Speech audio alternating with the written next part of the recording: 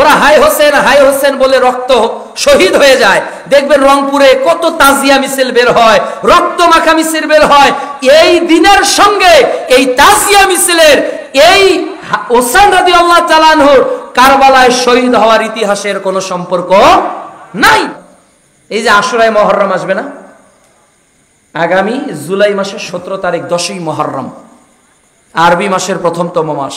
এই দিন সিয়াম রাখা সুন্নত। এমনকি রাসূল সাল্লাল্লাহু আলাইহি ওয়াসাল্লামের রমজানের ফরজ সিয়ামের আগে এই সিয়ামই ফরজ ছিল না?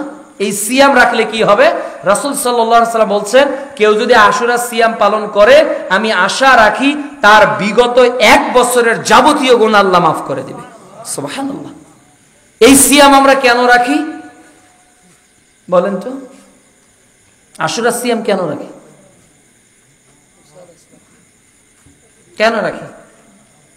এই দিন মুসা আলাইহিস সালাম ফেরাউনের কবল থেকে রক্ষা পেয়েছে, আর ফেরাউন নীল নদে চুবানি খেয়ে মৃত্যুবরণ করেছে। মুসা আলাইহিস সালাম নদী পার হয়ে গেলেন। ওই সময় থেকে আল্লাহকে খুশি করার জন্য তিনি এই সিয়াম একটা পালন করতেন। কিন্তু বাংলাদেশের মুসলমান ওই আশিরার সিয়ামকে এখন হাই হোসেনে রূপান্তর করেছে। করেনি? ছিল সিয়াম নাজাতে মুসা, ফেরাউনের কবল থেকে মুক্তি পাওয়ার জন্য মুসা আলাইহিস সালাম সিয়াম পালন করলেন। এখন দেখবেন একটা মুরুগ তৈরি করে, ওই মুরুগের নাম দেয় আয়েশা রাদিয়াল্লাহু তাআলা আনহা। এরপর একটা ছাগলকে আয়েশা বানিয়ে পিটাতে থাকে। কেন?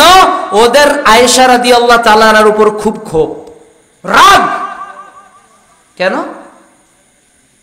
ওদের রাগ অন্যান্য সাহাবীদের উপর। ওরা হাই হোসেন বলে রক্ত শহীদ হয়ে যায়। দেখবেন রংপুরে কত তাজিয়া মিছিল বের হয়, রক্ত মাখা মিছিল বের হয়। এই দিনের সঙ্গে এই তাজিয়া মিছিলের এই হোসেন রাদিয়াল্লাহু তাআলা আনহুর কারবালায় শহীদ হওয়ার ইতিহাসের কোনো সম্পর্ক নাই। এই ইতিহাস হলো রাসূলের যুগের সঙ্গে, এই ইতিহাস হলো মুসা আলাইহিস সালামের যুগের সঙ্গে। কিন্তু আমরা কি করেছি? শরীয়তকে পাল্টিয়ে ফেলেছি। এজন্য সম্মানিত উপস্থিতি, এই ফোরকানিয়া মাদ্রাসা, আমাদের এই সালাফি আকীদার মাদ্রাসাগুলোর অনেক পরিবর্তন হওয়া প্রয়োজন। শুনলাম যে 50% বেশি জায়গা প্রাচীর ঘেরা হয়ে গেছে, কিন্তু 50টা ছাত্রও কিন্তু এখন নাই। এই মাদ্রাসায় বোধহয় সাব্বির ভাই সহ আমরা প্রোগ্রাম করেছি, না হলেও 4-5 বছর আগে একটা প্রোগ্রাম করেছি। তখন কিন্তু এই দরজাগুলো ওই দিকেই মুখ করেছিল, ওই স্কুলের দিকেই মুখ করেছিল।